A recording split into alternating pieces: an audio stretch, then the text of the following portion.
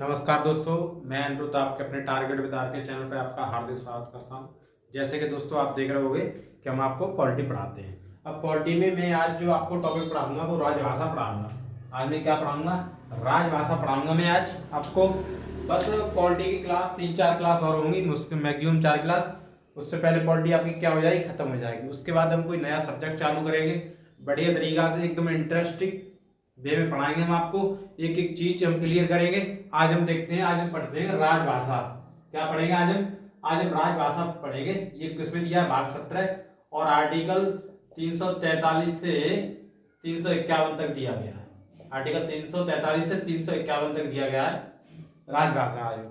ठीक है, अब पढ़ते हैं इसी में। देखो आर्टिकल 344 में ये बात बोली गई, आर्टिकल 344 के तहत राजभाषा आयोग का गठन हुआ। जो एक राजभाषा आयोग था 1955 में। ठीक है, प्रथम राजभाषा आयोग गठित किया, प्रथम राजभाषा आयोग।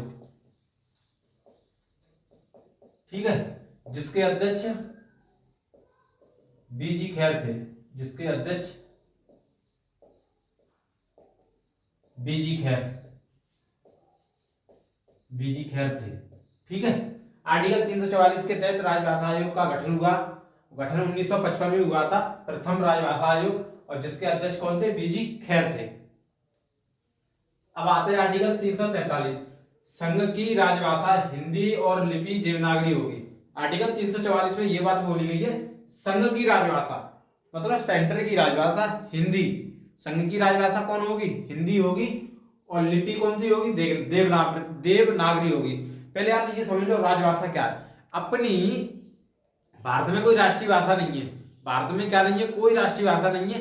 अगर क्वेश्चन आपके पेपर में आता है कि भारत की राष्ट्रीय भाषा कौन सी है, आपको ऑप्शन दिया जाए हिंदी, संस्कृत, अंग्रेजी, नन ऑफ दिस, तो ऑप्शन कौन सा सही होगा? नन ऑफ दिस, मतलब कोई नहीं।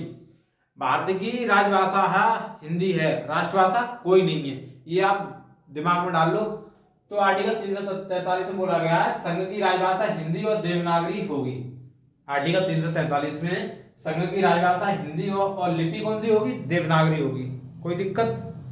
आर्टिकल 345 राज्य की राजभाषा। आर्टिकल 345 में यह बात बोली गई है राज्य की राजभाषा, मतलब राज्य की राजभाषा क्या होगी ये राज्य पे डिपेंड करेगा। ये आर्टिकल 345 में बोला गया है। जैसे अपना उत्तर प्रदेश है, उसकी राजभाषा कौन सी है? हिंदी है। और दूसरी राजभाषा कौन सी है? उर्दू है। ऐसे जब साउथ में चले जाओगे तो उसकी अलग होगी। गुजरात में कौन सी है? गुजराती है। आर्टिकल 346 एक राज्य से दूसरे राज्य। आर्टिकल 346 में बोला गया है एक राज्य से दूसरे राज्य अथवा एक राज्य से संघ के बीच संवाद के लिए राजभाषा। एक राज्य से दूसरे राज्य के लिए संघ, एक राज्य से संघ के लिए संवाद के लिए मतलब बातचीत करने के लिए कौन सी राजभाषा होगी? ये किसमें बोला गया है? आर्टिकल 346 में। आर्टिकल 348 में बोला गया है सर्वोच्च न्यायालय, कौन सा? सुप्रीम कोर्ट, हाई कोर्ट के साथ ही अधिनियमों, एक्ट और बिल में प्रयोग की जानी वाली भाषा। ये किसमें बोला गया? आर्टिकल 348 में बोला गया है। ये आर्टिकल जब संविधान बना रही थी तो उसने ये इसलिए डाल दिए कि कल को कोई विवाद ना हो कि नहीं सर्वोच्च न्यायालय में ये भाषा कर दो, इस न्यायालय में ये कर दो। हालांकि इनमें इंग्लिश है, अंग्रेजी लैंग्वेज अभी कर रखी है।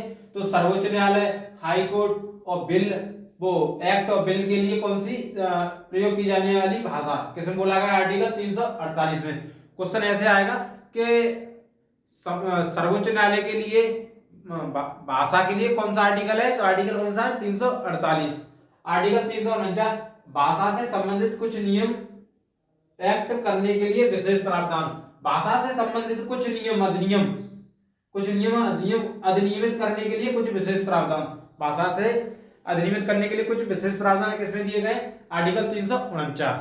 किसमें दिए गए? आर्टिकल 349 में दिए गए। अब आते हैं आर्टिकल 350।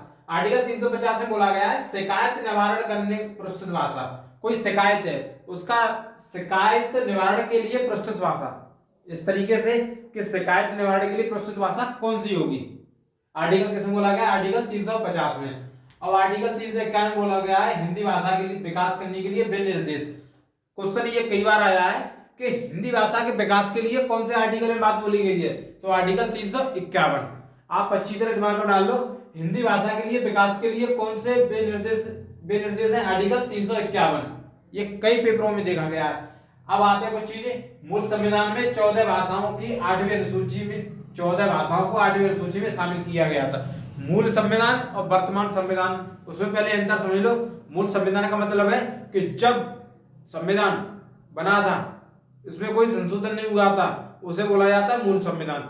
जब संशोधन हो जाए, अभी संशोधन हो रहे मतलब कुछ टाइम बाद होते रहते हैं, उसे बोला जैसे अभी वर्तमान में ये क्या है, वर्तमान संविधान। तो मूल संविधान में 14 भाषाओं को, मूल संविधान में 14 भाषाओं का जिक्र था 8वीं अनुसूची में। मूल संविधान में 14 भाषाओं का जिक्र था 8वीं अनुसूची में, और वर्तमान में 8वीं अनुसूची में 22 भाषाएं, यानी कितनी भाषाएं जोड़ दी गई हैं, 8 भाषाएं और जोड़ दी गई संशोधन कर करके।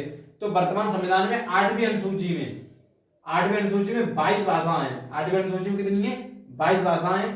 अब कौन कौन सी भाषाएं जुड़ी वो आपको बताते हैं। 21वें संविधान संशोधन 1967 में हुआ था के द्वारा सिंधी भाषा जोड़ी गई।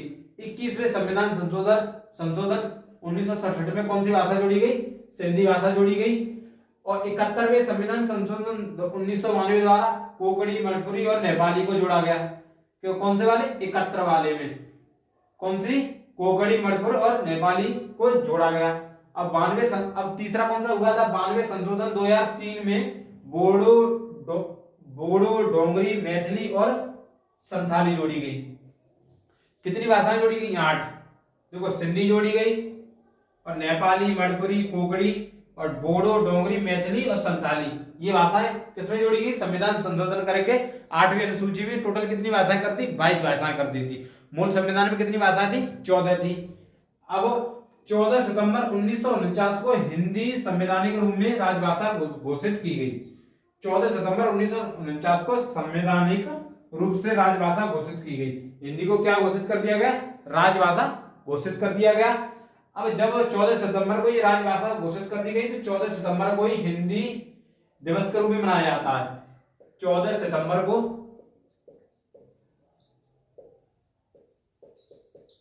हिंदी दिवस के रूप में मनाया जाता है, हिंदी दिवस के रूप में मनाया जाता है।